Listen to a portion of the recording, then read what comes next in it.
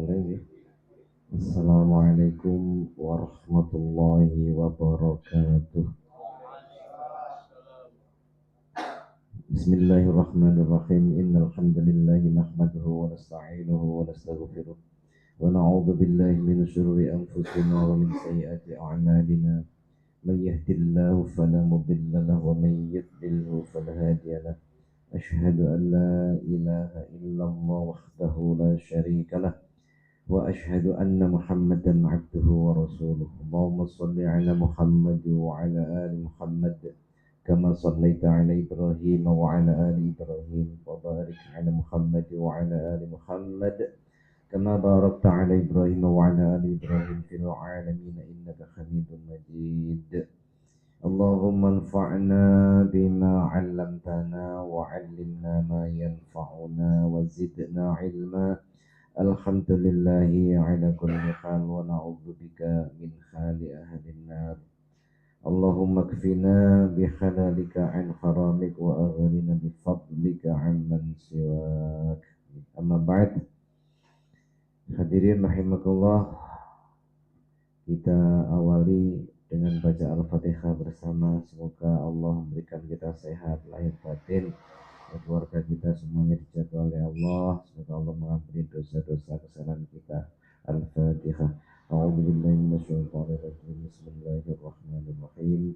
Alhamdulillahi rabbil alamin. Arrahmanir rahim. Maliki yaumiddin. Iyyaka na'budu wa iyyaka nasta'in. Ihdinas siratal mustaqim. Siratal ladzina an'amta 'alaihim ghairil maghdubi 'alaihim waladdallin. Amin. Para Bapak sekalian yang saya hormati, malam ini setelah kita bersyukur kepada Allah dan bersalawat kepada Rasul sallallahu alaihi wasallam, saya akan menyampaikan sebagian waktu untuk mengenal kembali tentang Yahudi. Kenapa? Nanti saya ceritakan. Kalau nanti cukup, terus saya sambung pembicaraan kemarin tentang tafsir surat Al-Ma'un yang sudah saya tulis beberapa waktu yang lalu, supaya lebih lengkap gitu maksud saya. Namun dalam perjalanan saya ke sini itu ada yang mengganjal di pikiran saya, yaitu ketika ada kata-kata begini.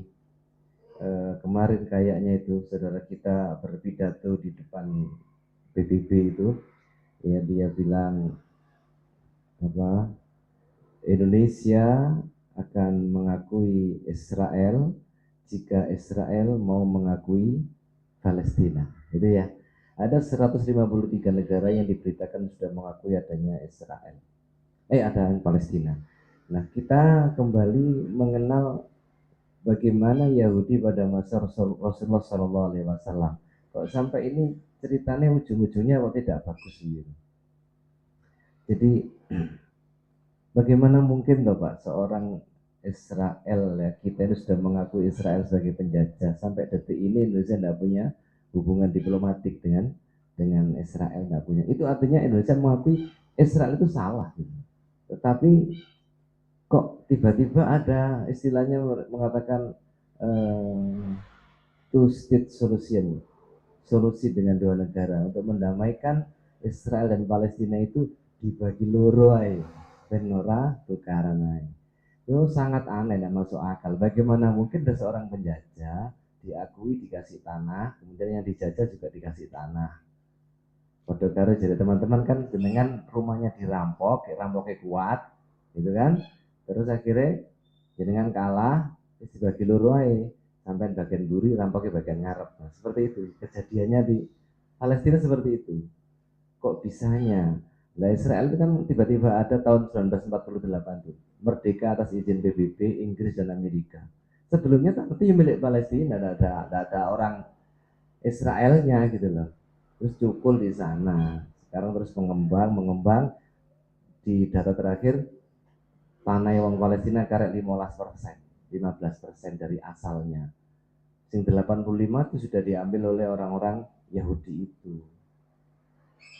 Udah gitu sekarang malah katanya ngakui Israel sebagai Palestina sebagai negara merdeka saja sih leren eret-eretan. Padahal Indonesia merdeka, salah satu negara yang awal mengakui kemerdekaan Indonesia adalah Palestina. Kan ya aneh ya, betul-betul aneh sekarang ini kejadiannya. Kok tiba-tiba saudara kita Pak Prabowo bilang begini, harusnya penjajahan itu yang dihilangkan, bukan malah diberi pengakuan.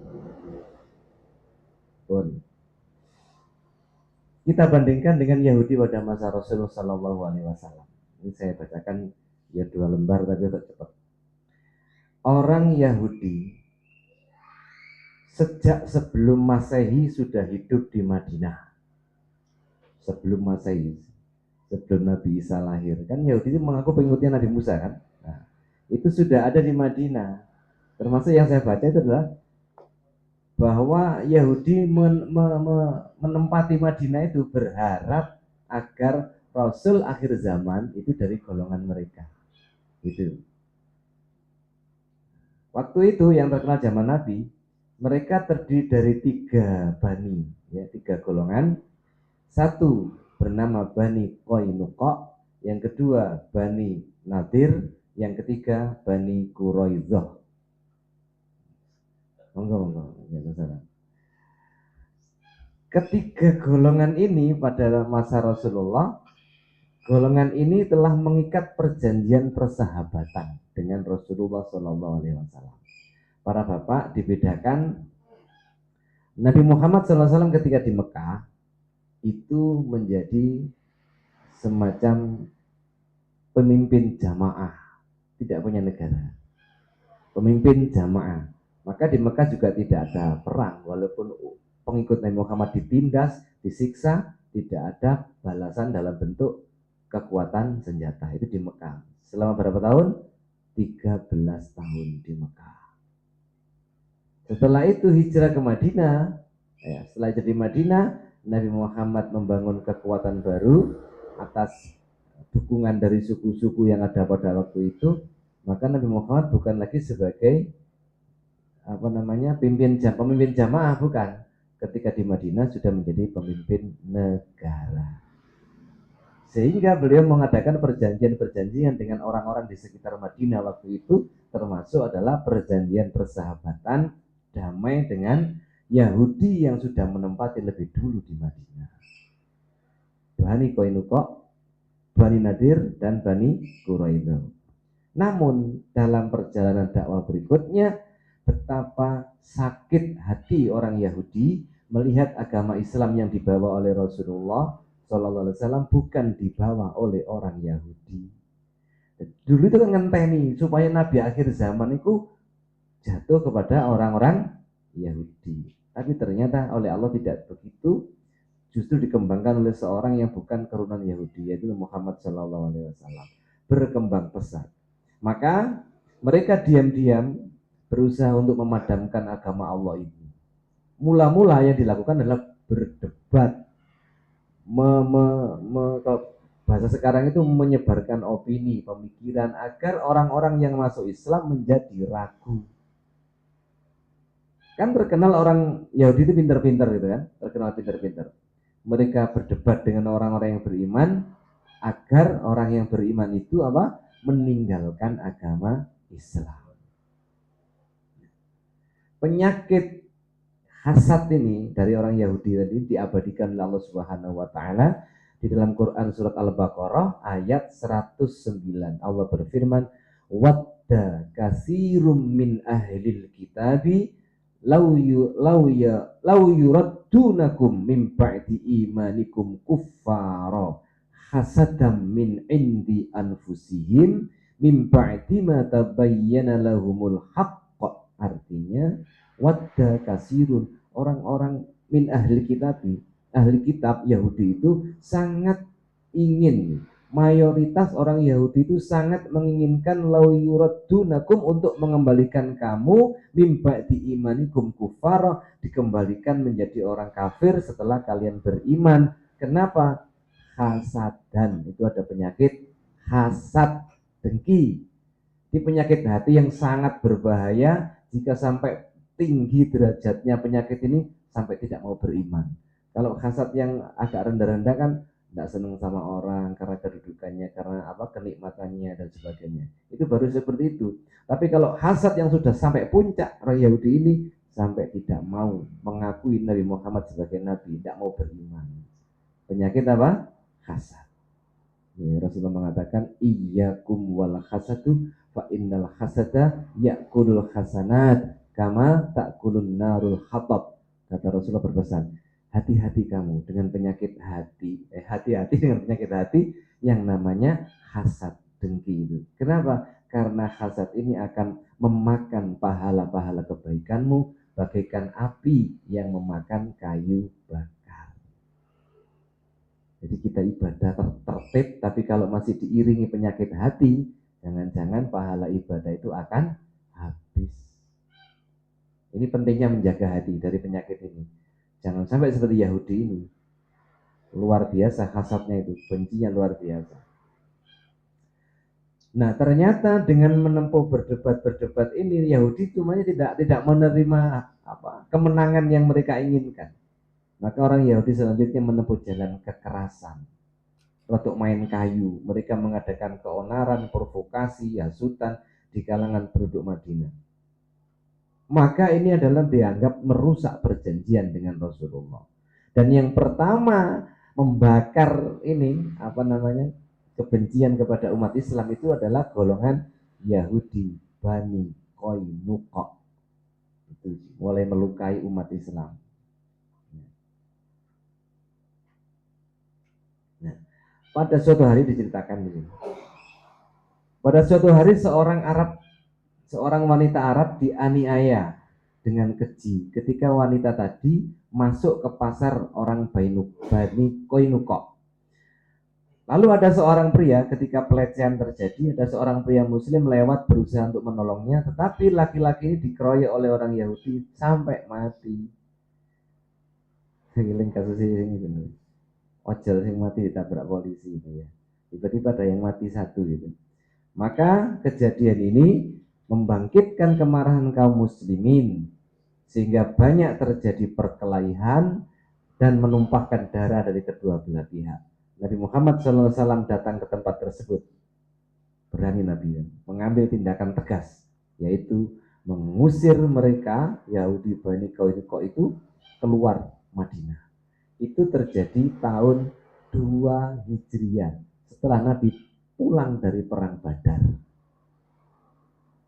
Ini kan satu kekuatan umat, kekuatan umat Islam menghadapi kerecokan yang dilakukan oleh orang Yahudi. Jadi abang bayangkanlah dengan sekarang, bagaimana dengan sekarang dibandingkan sedikit. Lanjut ya, ini Bani Qainuqa wis diusir ke Madinah. Kira-kira setahun setelah peristiwa itu, Yahudi Bani Nadir, yang Yahudi golongan kedua, Bani Nadir, melakukan pengkhianatan yang keji.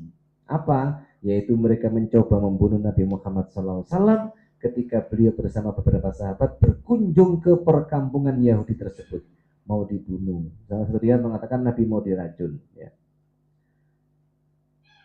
Hanya atas pertolongan Allah, Nabi SAW selamat dari komplotan tersebut dan komplotan itu terbongkar. Lalu Nabi menjatuhkan hukuman kepada mereka, yaitu apa? Diusir dari Madinah juga. Ada 2 yang diusir.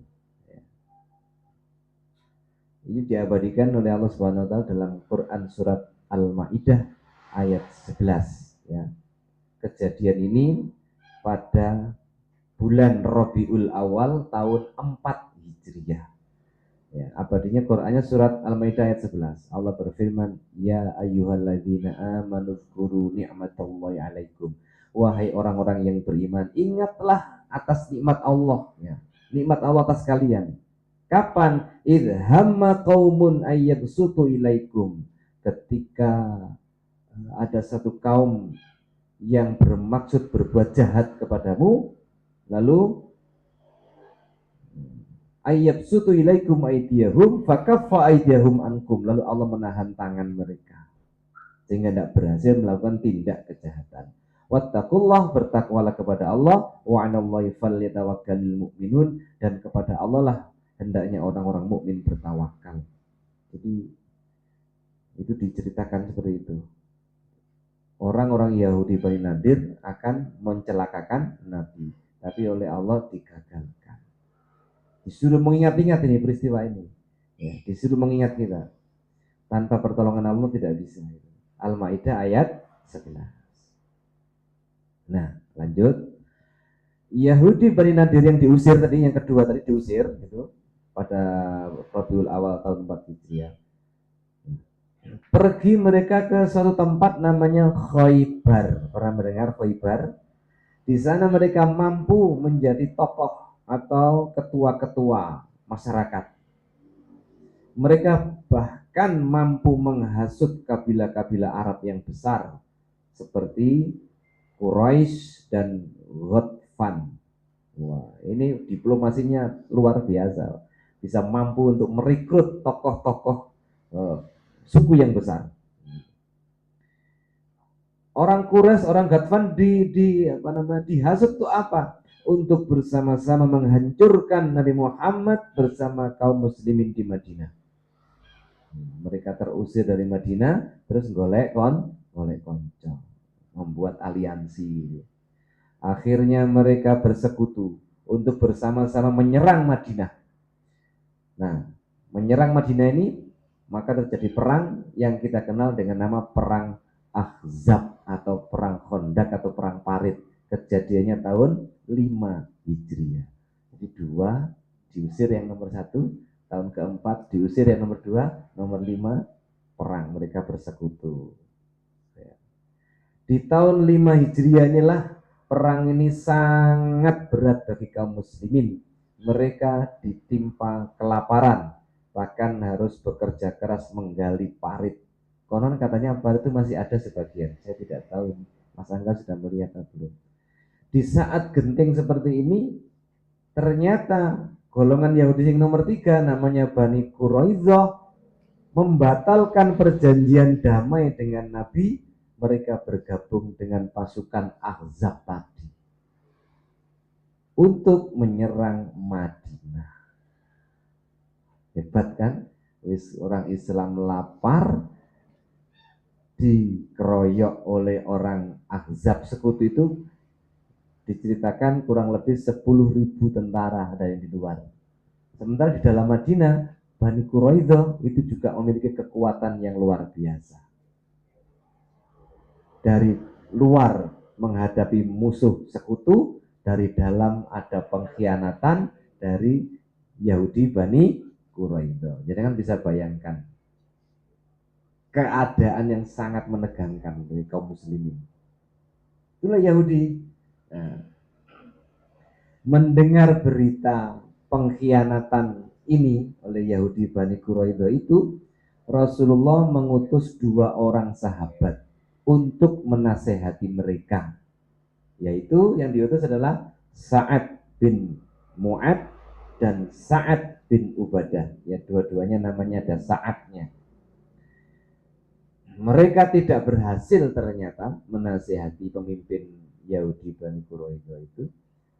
Maka setelah akhirnya Allah menurunkan bantuannya, menghancurkan pasukan kafir yang bersekutu ada di luar Madinah itu, yang ditiup oleh angin sampai mereka hancur.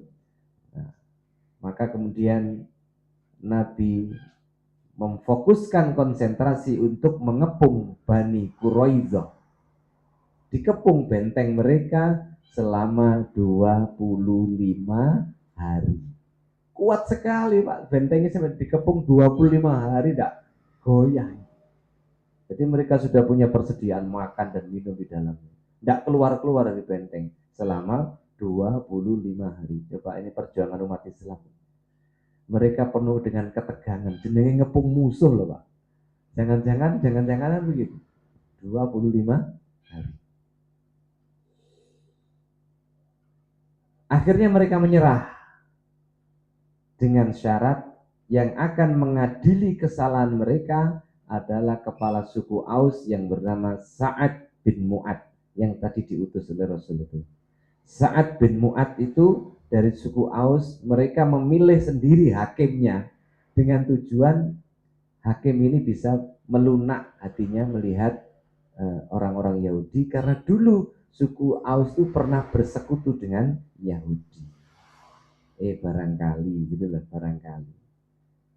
Barangkali. Namun ternyata Sa'ad bin Mu'ad menjatuhkan hukuman yang keras, yaitu hukuman mati bagi semua laki-laki dan semua wanita dan anak-anak ditawan. Inilah hukuman yang pantas untuk pengkhianat yang terjadi di masa perang. Sehingga Nabi SAW bersabda, sungguh engkau wahai Mu'ad telah menjatuhkan hukuman atas mereka dengan hukum Allah dari atas 7 langit. Ini pujian Rasulullah. Hukumannya ternyata berat bagi mereka. Bunuh semua yang laki-laki. Yang perempuan ditawan semua. Karena dia mengkhianati Nabi dalam perjanjian itu. Nah, hadirin rahimakumullah, Allah Subhanahu wa taala berfirman yang artinya orang-orang Yahudi dan Nasrani tidak akan ridho kepada kamu sehingga kamu mengikuti agama mereka. Al-Baqarah 120. Walan tardo ankal yahudu walan nasara hatta tattabi'a millatahum. Itu sudah dinas oleh Allah. Hati-hati orang Islam, waspada. Karena apa?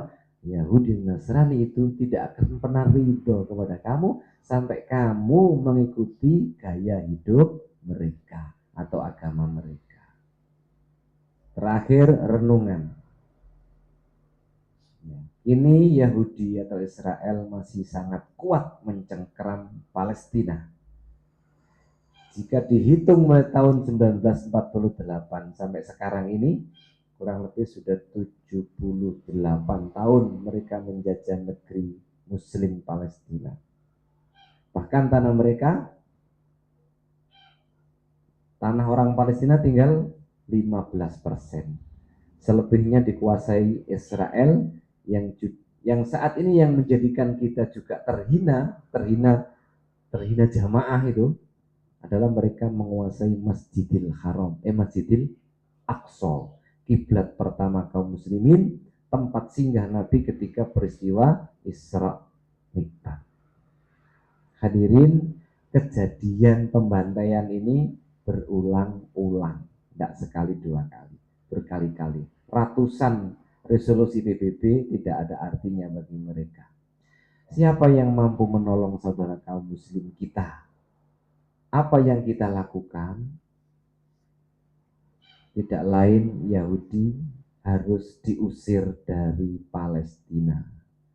Dengan apa? Dengan kekuatan umat Islam seluruhnya, militernya wajib bersatu dalam satu komando. Kita bisa mengirimkan obat, logistik aja sekarang sudah sulit, ya kan? Tenaga medis memang penting. Ya. Namun jika tidak dengan istilah jihadnya kaum muslimin, lalu dengan apa lagi kita akan menolong sesama muslim di Palestina? Tentu selain doa-doa kita. Jadi kita menjadi pertunjukan terus ini sepanjang tahun. Ini sekelumit kisah, insya Allah jangan bisa ingat lagi. Ini saya rangkumkan dari beberapa sumber, yang banyak saya ambil dari Quran terjemah milik Kemenak, itu sudah ada seperti ini. Pun hadirahimahullah, sampai di sini tentang Yahudi tidak ada yang tanyakan ya, sudah tidak ada lah. Saya hanya untuk mengkanter tadi bahwa solusi dua negara untuk menyelesaikan Palestina ada solusi yang salah. Sekarang udah merdeka, Pak. Sekarang ini merdeka. Sudah diakui oleh 153 negara di internasional. Ya merdeka kayak ngono gitu, Pak. Merdeka ini seperti itu. Ketika dibantai, dibunuh, diusir, tidak ada yang bela. Lalu di mana Pak PBB? Ayo tanya jadinya, di mana PBB? Yang katanya, oh, kalau itu sama Amerika, PBB itu siapa? PBB kan miliknya Amerika, negara-negara besar. Makanya juga gagagan sok-sokan pidato ning kono. Yuk. Nggak ada apa-apanya. Makan sama, itu loh, jadikan saya untuk gemes itu setelah Pak Prabowo turun pidato dipuji oleh Trump. pidato yang hebat.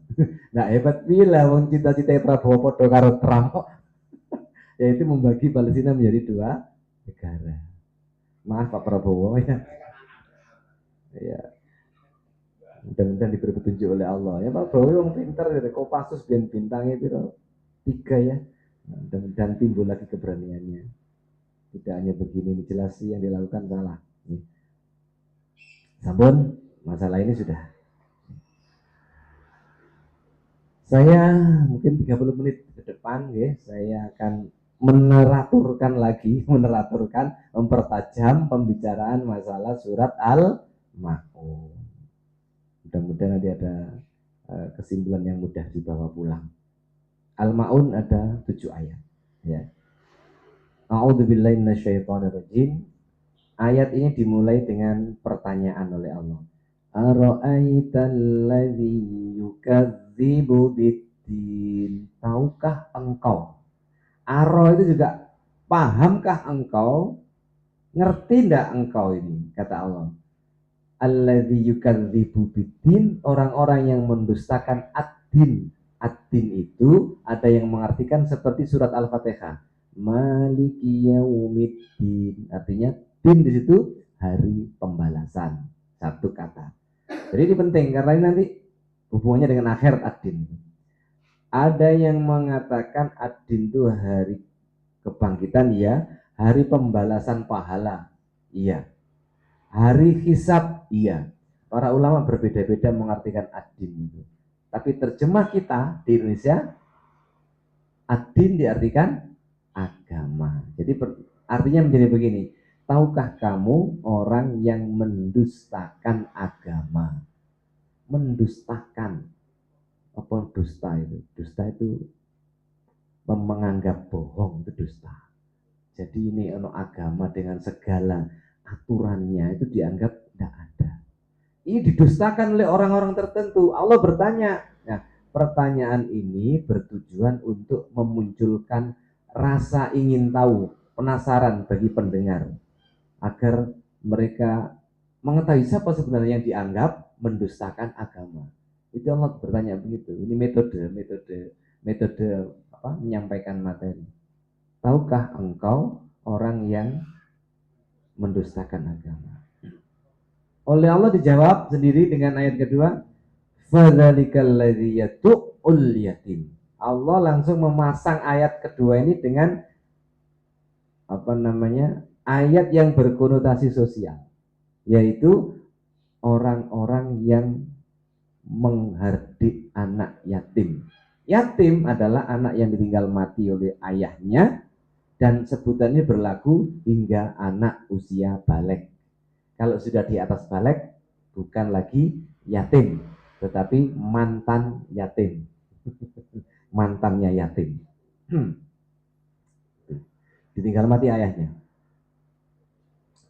Arti yadu'ul yatim. Nah ini kita tambah. Yadu'u artinya menghardik atau mendolimi. Menghardik itu bahasa kita yang apa Pak? Membentak seakan-akan gitu ya. Nggak tahu saya mau ngardik itu apa. Mendolimi, menyakiti anak yatim. Yang kedua artinya menolak dengan kasar dan bengis. Menolak itu mendorong ke sana. Aduh, anak yatim disuruh jauh. Nah gitu. Yang ketiga menolak dengan kasar dengan cara tidak memberi makan dan tidak berbuat baik kepadanya, serta tidak memberikan harta hak-haknya anak yatim. Itu termasuk yadu'ul yatim. Jadi golongan pertama yang dianggap mendustakan agama adalah golongan yang menyakiti anak yatim, tidak memberikan hak-haknya harta anak yatim, bahkan bersikap kasar kepada anak yatim. Kalau tidak ngerti Pak, ya astagfirullahaladzim, tidak tahu kita sedang memarahi anak, ternyata anak itu adalah anak yatim. Itu tentang yadu'ul yatim ya. Yang ketiga, ayat ketiga mengatakan wala yakhuddu ala ta'amil miskin. Artinya dan tidak menganjurkan memberi makan, tidak menganjurkan memberi makan orang miskin. Orang miskin adalah orang yang tak punya apa-apa, tak punya rumah, sedikit pakaiannya, sedikit makanannya, bahkan kelaparan.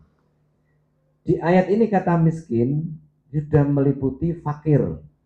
Sebab kata fakir miskin jika disebut salah satunya maka maknanya dua-duanya. Disebut miskin berarti fakir juga katut. Disebut fakir miskin juga katut. Tapi kadang-kadang kita kan menyebutnya bareng. Fakir miskin. Walaupun ada terjemah berbeda. Fakir itu miskinnya parah gitu kan. Tua, lemah, tidak bisa bekerja. Kalau miskin apa? Masih bisa bekerja, masih bisa berusaha tetapi sangat kekurangan. Digandeng fakir miskin, pokoknya orang kekurangan, orang yang berkurang, orang yang lemah keadaan. Menurut Al-Khazin dalam tafsir dikatakan ila yahubbu menunjukkan puncak kebakilan, bakhilnya seseorang, sebab ia telah bakhil terhadap hartanya sendiri dan harta orang lain untuk diberikan kepada orang miskin. Bahkan ia mencari-cari alasan untuk membenarkan tindakannya. Jadi ketika ada orang-orang mampu dianjurkan beri makan fakir miskin, ini ada orang punya alasan. Alasannya luar biasa di dalam surat Yasin ayat 47 begini.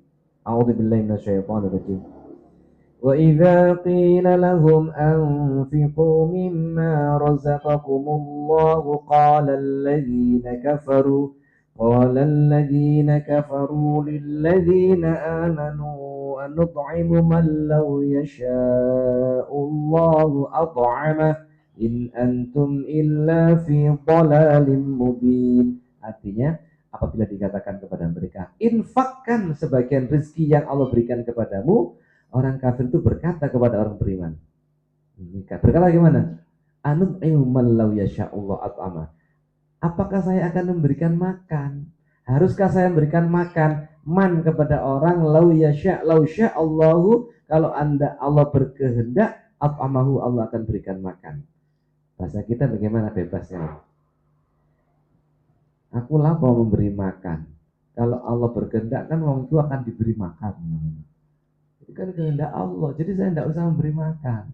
Itu takdirnya Gusti Allah, dia miskin lah gitu loh. Jangan ampuh orang kafir kata-katai. Ya. In antum illa fi dhalalin mubin. Kalau ada orang yang berkata begitu, kata Allah, sesungguhnya mereka itu berada dalam kesesatan yang nyata. Keliru. Kan seakan-akan dia mengatakan kaya miskin takdirnya Gusti Allah gitu ya Pak ya. Jadi orang kaya diminta sedekah untuk orang miskin mengatakan iku takdir. Dan mentara tak wek. Gitu. Selanjutnya Imam Al-Alusi mengatakan kata ta'amil miskin menunjukkan sangat mendesaknya kebutuhan mereka terhadap makanan dan mengisyaratkan seolah-olah pemilik makanan itu adalah orang miskin sehingga mereka harus diberikan. Sebagaimana dalam Quran surat Az-Zariyat ayat 19 Allah berfirman wa fi amwalihim haqqul lis-sa'ili wal mahrum, dan di dalam harta mereka, harta orang-orang yang kaya itu ada haknya bagi orang yang peminta-minta maupun orang yang tidak minta tapi dia miskin. Maka saya ingat yang dikatakan jenengan kemarin, wayai sumbangan untuk orang Gaza itu kok sampai ditahan. Padahal orang-orang di Gaza itu sudah sangat membutuhkan makan. Kok sampai ditahan? Tidak boleh masuk, obat-obatan tidak boleh masuk. Ini betul-betul kejahatan termasuk mendustakan agama. Dulu sih melakukan wong kafir ya wes anjene kafir, tapi lakukan kan orang Islam nih ternyata sesama muslim. Nauzubillah. Jadi ini Allah mengingatkan dalam surat ini bahwa dalam harta kita yang banyak itu ada haknya orang-orang miskin, baik orang itu minta-minta maupun dia tidak minta-minta.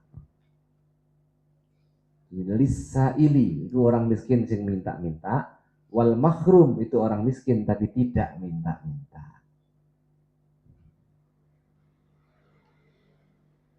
Sekarang minta-minta lewat video oleh model lagi. Ayat keempat Allah berfirman fawailul lil musallin. Kemarin sudah kita bahas sedikit, tidak apa-apa diulang lagi ya Pak. Nggak usah bosan. Fawailul lil musallin, kecelakaan bagi orang-orang yang sholat. Celaka bagi orang yang sholat. Wail, kata wail ada terjemah, ini di tafsir saya rangkumkan. Wail itu artinya kehinaan, azab dan kehancuran. Ada juga yang mengartikan wail itu perbuatan dosa yang berat. Maka kalau digandengkan fawailul lil musallin itu adalah ancaman keras kepada orang-orang yang sholat, yang di sini sudah dia mendapatkan kewajiban sholat, namun dia tidak mengerjakannya. Itu diancam dengan fawailul, celaka kamu, dosa kamu, kena azab kamu, sudah diberikan beban sholat, sampai dia sehat, dia sempat, kuat, tapi dia tidak sholat. Angkat-angkat pasir sak kuat, tapi dia tidak sholat. Sholat kan enteng, tidak kuat. Angkat semen 50 kilo, kuat, tapi ketika rukuk dan sujud dia tidak kuat. Bahaya ini. Tidak bahaya tak menurut saya. Fawailul lil musallin, celaka bagi. Dijelaskan di ayat yang kelima, alladzina hum an salatihim sahun, yaitu mereka yang terhadap sholatnya lalai, ya, lalai dari sholatnya.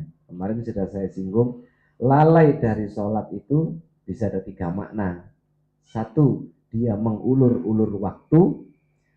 2, dia memang sengaja tidak sholat, kadang sholat kadang tidak, termasuk lalai. Yang ketiga, dia riak, minta pujian, validasi dari orang lain. Itu semuanya termasuk orang yang sahun, dianggap lalai terhadap sholatnya. Ya. Bukan lupa ketika sedang sholat. Kalau itu bukan lalai, lupa gitu aja.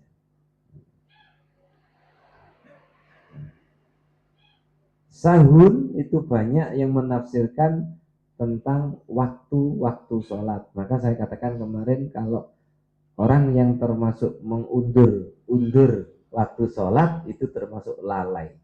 Bukan lupa, tapi memang dia itu teledor dulu. Undur sampai duhur, sampai ketemu asar sampai ketemu maghrib ketemu isya jadi sholat, tapi Allah itu marah loh gitu. Ya.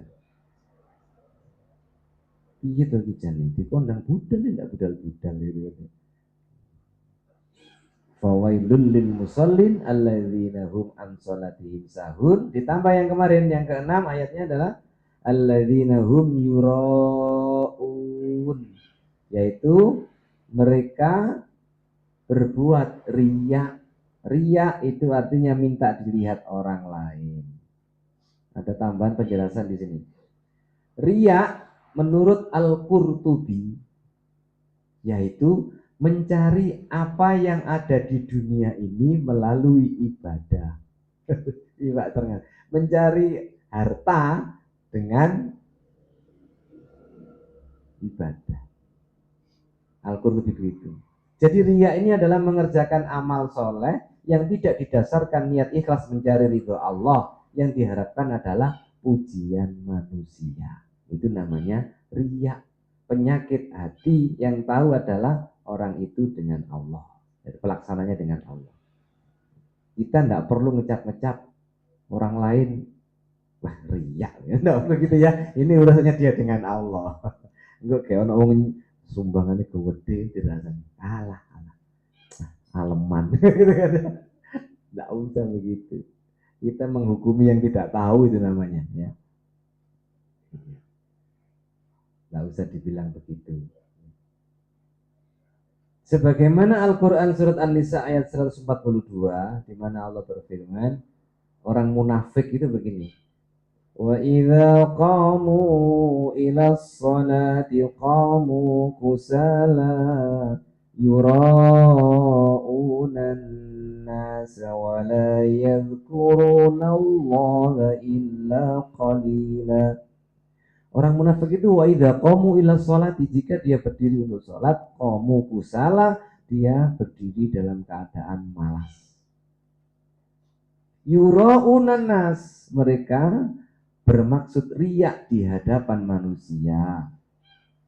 Sehingga wala yadhkurunallaha illa qalila, orang yang demikian ini, yang ketika sholat dia malas, yang dia berharap pujian manusia, maka wala yadhkurunallaha, dia tidak ingat kepada Allah illa qalila, kecuali sedikit saja. Seperti gini, lah awake dhewe sholat itu ingat Allah sedikit, lah padha karo iki sih aku. Masya Allah, ya kita berusaha jangan seperti ini gitu ya. Kita memang ada gangguan-gangguan dalam sholat, tetapi kita harus memberikan porsi yang cukup banyak untuk ingat kepada Allah di dalam sholat, supaya nggak termasuk ini loh. Wala yadhkurunallaha illa qalila, orang munafik itu tidak mengingat Allah dalam sholatnya kecuali sedikit. Dan kalau sholat mengharapkan pujian manusia. Kemarin kan saya ceritakan sholat yang paling berat bagi orang munafik sholat isya dan sholat subuh. Itu sholat itu gelap dan orang tidak tahu. Sehingga orang-orang munafik, gak usah sholat kayaknya uang roh dari itu. Ono isi ngono kira-kira wong saiki. Ya. Ar-Razi menambahkan bahwa beliau membedakan antara orang munafik dengan orang yang riya.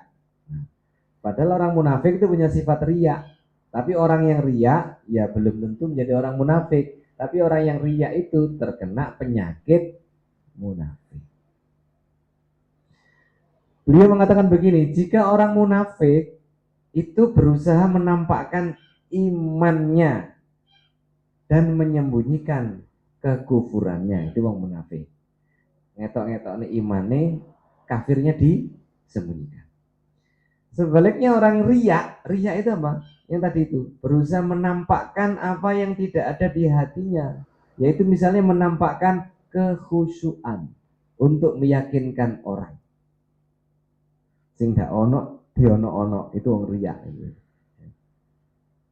Orang munafik tidak sholat ketika tidak ada orang, tetapi orang riya sholatnya dibagus-baguskan ketika ada orang. Naudzubillah ya Allah, ya Allah, ya Allah. Kalau kita tidak dilindungi ini gimana ya? Ya hadirin rahimakumullah, itu. Jadi ya berat juga ini untuk kita saat ini. Yang terakhir ayat 7, Allah berfirman, wa yamna'unal ma'un. Karakter orang yang mendustakan agama adalah mereka enggan memberikan bantuan barang yang berguna. Barang yang berguna apapun. Di sini ditulis sampai hal-hal kecil, kapak, cangkul, periuk, dan sebagainya. Al-ma'un juga dikatakan sebagai zakat. Jadi apapun barang yang berguna untuk orang lain, kok sampai dicegah pemanfaatannya, padahal itu bisa, maka termasuk mencegah memberikan hal-hal yang berguna. Al-ma'un tadi. Setidaknya dari Al-Ma'un ini ada 3 hal yang jenengan bisa ingat-ingat tentang potret ya, karakter orang yang mendustakan akhirat atau mendustakan agama. 1, meninggalkan yo apa ngene, 1 hari 5 kali 1 hari 5 kali sujud pada ilahi. Ini orang munafik kira-kira 5 hari 1 kali gitu. Kira-kira seperti itu. Jadi dia meninggalkan sholat, malas banget dia sholat itu. Yang kedua, perbuatan riya. Kebaikan kita jangan sampai rusak oleh penyakit riya. Yang ketiga, potret orang yang mendustakan agama adalah bakhil terhadap harta. Bakhil terhadap harta yang seharusnya dia keluarkan, dia tidak mengeluarkan. Apa yang harus? Yaitu harta zakat. Itu kan sudah wajib. Kalau harta yang infak sedekah biasa itu kan tidak wajib. Mengeluarkannya seberapa kita mau. Tetapi kalau zakat itu kan sudah ditakar kewajibannya. Sekian jumlahnya dan diberikan kepada 8 golongan yang ada.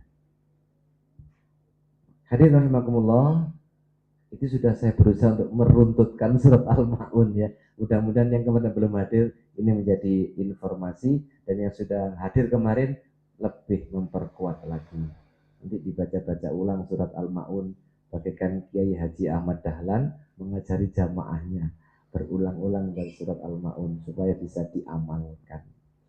Ara'aital ladzi yukadzibu biddin fadzalikal ladzi yad'ul yatim wa la yahuddu 'ala ta'amil miskin fawailul lil musallin alladzina hum an salatihim sahun alladzina hum yura'un wa yamna'unal ma'un. Sadaqallah. Sampai di sini hadirin, tepat 30 menitan sudah tertunai niat saya tadi membicarakan Yahudi dan menguatkan lagi pemahaman tentang surat Al-Ma'un. Barangkali ada yang ditanyakan atau sudah tidak ada, sudah dihabiskan kemarin itu, tanya sudah habis sekali. Monggo silakan sambil menikmati hidangan. Silakan monggo. Pak Eri ada? Monggo. Atau ajan terus datangnya terlambat, baru iqomah baru berangkat, itu apa termasuk ciri-ciri lalai atau munafik, termasuk munafik? Jika kita males sholat, terus azan dinteni sampai mari, saya dinteni komat, les komat baru budal. Mudah-mudahan itu sih awal waktu loh Pak Eri, masih awal waktu itu insya Allah, walaupun ada penyakit malas. Secara manusia mesti ada kemalasannya, itu ada. Tapi seberapa persen gitu ya. Tapi mudah-mudahan ditanyakan Pak Dokter, itu sih termasuk dia awal sholat, bukan termasuk orang yang mengundur-undurkan sholat. Yang tadi kan mengundurkan sampai sholat berikutnya kan begitu. Insya Allah tidak termasuk lalai, tapi ya lebih terus-teruskan nanti ya bisa-bisa terus gitu ya. Makanya kan kemarin saya bilang, kalau mendengar azan, setan lari kan? Ketika mendengar azan itu setan lari Pak. Ketika setan lari, jenengan harusnya datang ke masjid gitu. Sudah tidak ada gangguannya ini, datang ke masjid. Setelah azan berhenti, setan datang lagi, menemui wong-wong sing di omah-omah iku. Wis rasa rono padha ile meneh-meneh kenek ngono wae. Meneh kenek ndak apa-apa. Kan iku yo paling sunamu akad. Wong pinter dirayu-rayu ngono kuwi. Sampeyan kan sik repot ah, di penggawe nyuka kesel tas teko barang ngono lho. Akhirnya nggak budal tenan gitu. Akhirnya nggak budal dari setan. Nah, oke, berhasil. Itu setan datang lagi. Maka ketika qomat dikumandangkan, setan lari lagi, lari menjauh. Berangkat lagi kita mendekati soft masuk soft. Nah, ketika qomat selesai, setan kemudian masuk di antara soft itu kata Rasulullah, sehingga orang tidak ingat lagi berapa rakaat yang dia lakukan. Tidak ada putusnya setan menggoda kita ini.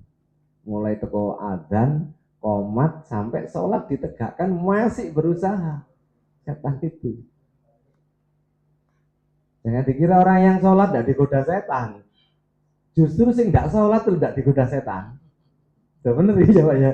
Sing nggak sholat tidak digoda, dijarah, ditunggoin. Dikemuli, dilus-lus gitu ya.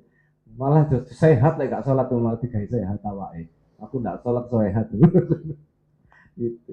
Yang digoda justru adalah orang-orang yang berangkat itu. Maka ada istilah mihrab Pak. Imaman itu kan istilahnya mihrab Pak. Mihrab itu artinya tempat berperang. Berperang antara kita dengan setan atau kita dengan nafsu kita untuk mengingat kepada Allah. Itu butuh perjuangan.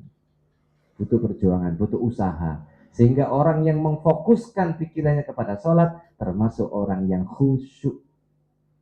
Upayanya begitu. Memfokuskan pikiran. Ya mudah-mudahan begitu ya Allah. Bisa diberi kekuatan kita ya. Memenuhi ini semuanya. Ini bekal kita loh Pak, bekal kita. Bekal kita untuk menghadap kepada Allah Subhanahu wa taala. Alladzina yadhunnuna annahum mulaqu rabbihim wa annahum ilaihi raji'un. Sungguh orang-orang yang khusyuk itu adalah orang-orang yang yakin bahwa dia akan kembali kepada Allah, bertemu dengan Allah dan besok kembali kepada Allah. Kalau yakin mau bertemu dengan kudu bawa bekal. bekal pahala ibadah.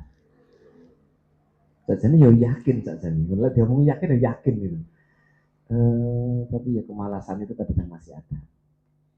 Wis tidak apa-apa. Kemarin kan banyak malas itu ya wajar manusiawi kan sing handola itu loh. Handola sudah munafik kata Rasul. Saatan. Nah, gitu kan? Saatan. Ya ngono tapi aja ngono teman-teman. Pun enteng tadi iki. Insyaallah ya kadang-kadang ono malas titik tapi dilawan. Apa kan? Oh, malas titik terus nih. Monggo yang lainnya, monggo. Angga sudah habis pertanyaannya. Apa disimpan dulu apa? Ayo monggo.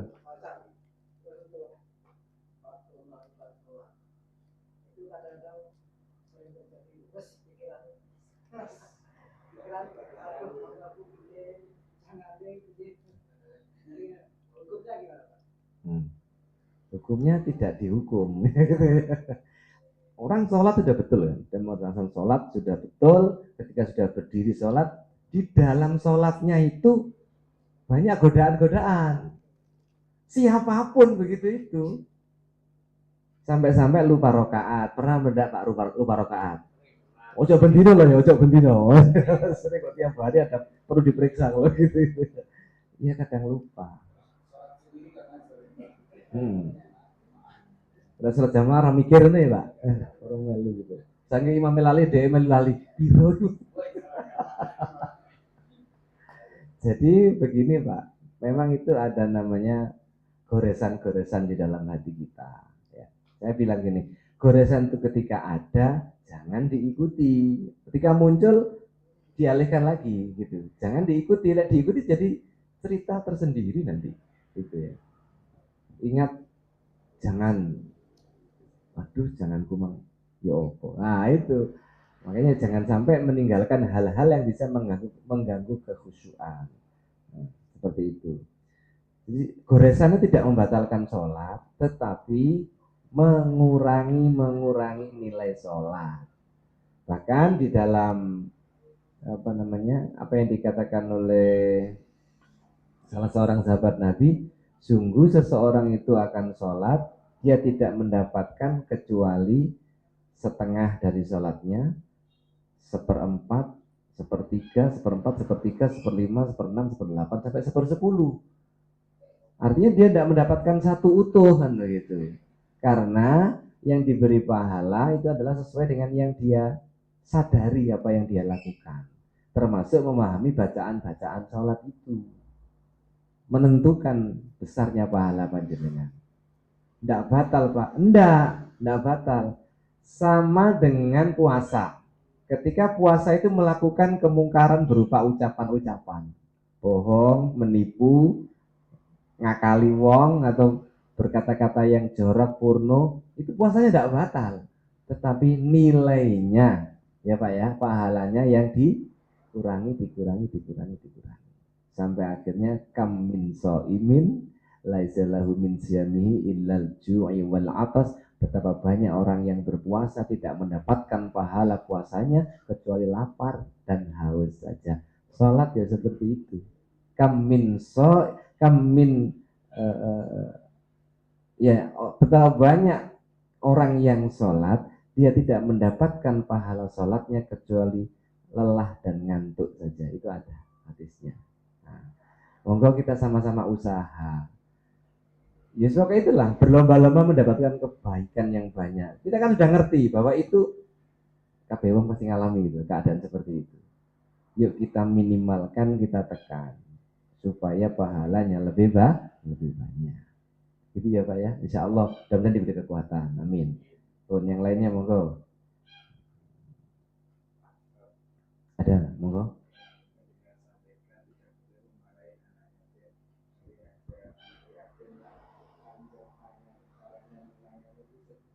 Yatim nakal nih. Aduh, wah ini ya Allah.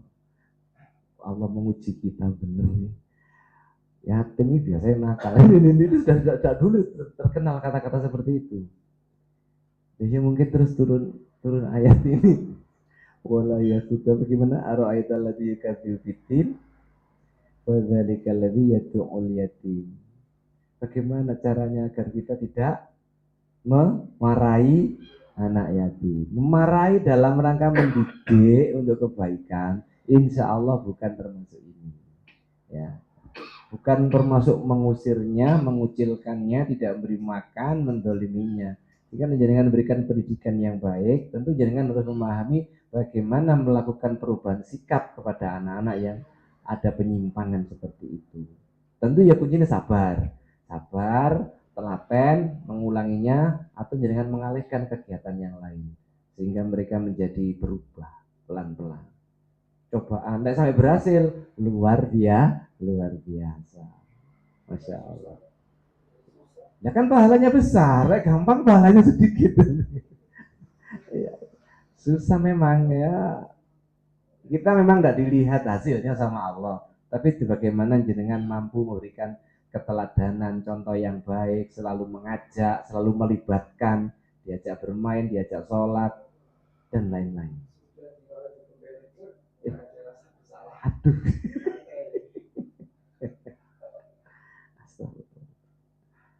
Ya, mungkin jenengan perlu lagi untuk sholat malam khusus anak ini, difatihai, dibelai rambutnya. Oh lah, pegel pak, kadung koyong ngono. Umur berapa sih yang jenengan ceritakan itu? SMP snack balik itu sudah balik gitu ya? Iya, pokoknya begitulah. Perlu pendekatan-pendekatan. Bagaimana ada perubahan yang mungkin muncul. Tapi mungkin loh jenengan tidak. Wah, lurus-lurus saja gitu ya, datar-datar saja. Tapi jangan putus asa kalau masih ada di sekitar jenengan. Tetap jangan usaha, karena itu adalah pintu pahala bagi jenengan. Hasil itu urusannya nanti. Mohon maaf saya tadi tidak menyadari beberapa hari terakhir ini saya selalu diikuti oleh beberapa orang yang minta sholat duha bersama saya. Ini saya aja nih rada-rada bandel-bandel, tapi saya tidak tahu kenapa Pak sholat duha Pak tiap hari. Ini sudah hari tadi juga termasuk. Terus minta cerita-cerita. Apakah dia itu mau pelajaran yang kelas?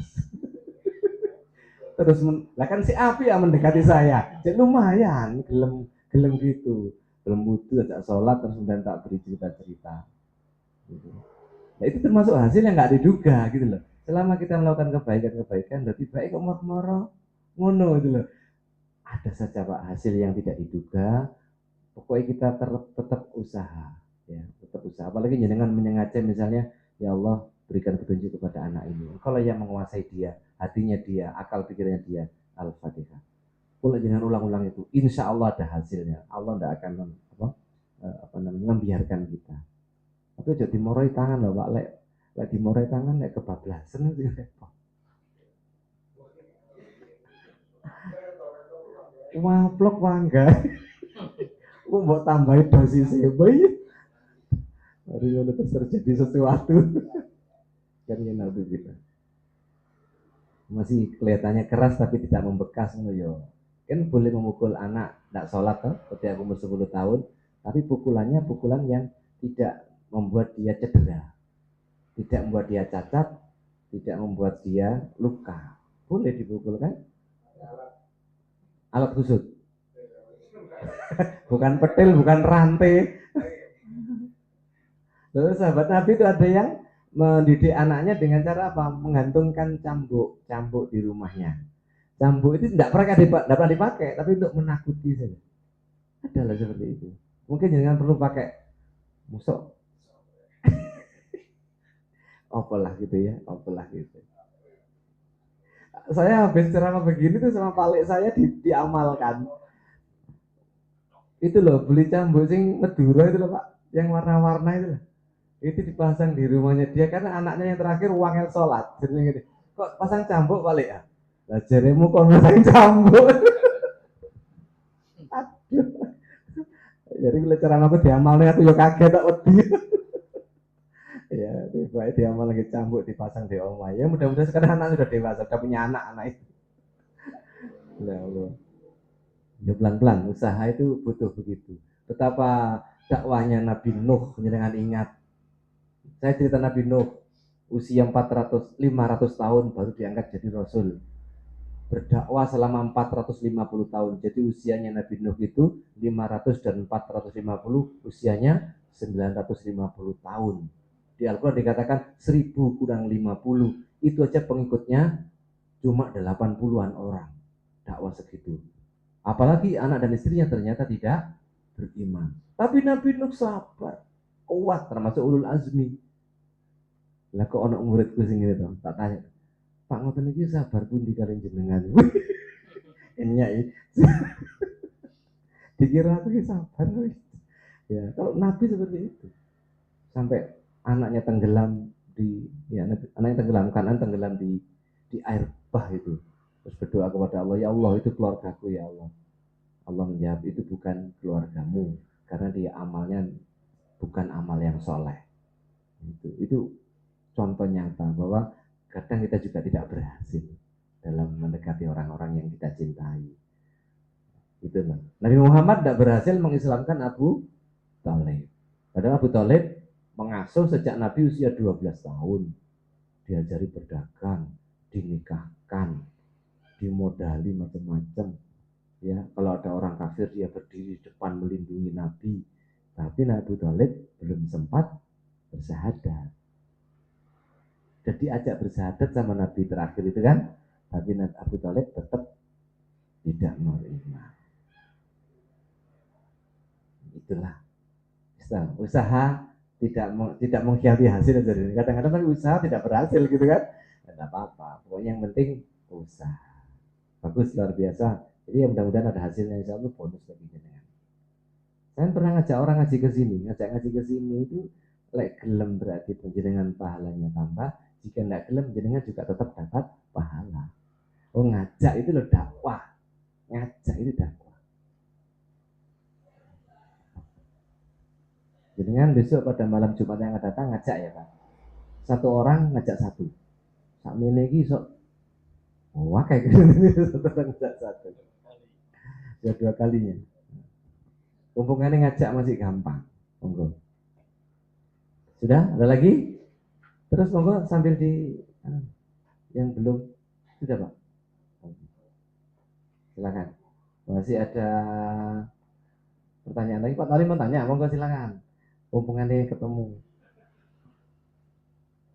Monggo. Maksud itu merekam terus sing elek-elek dihapus loh ya.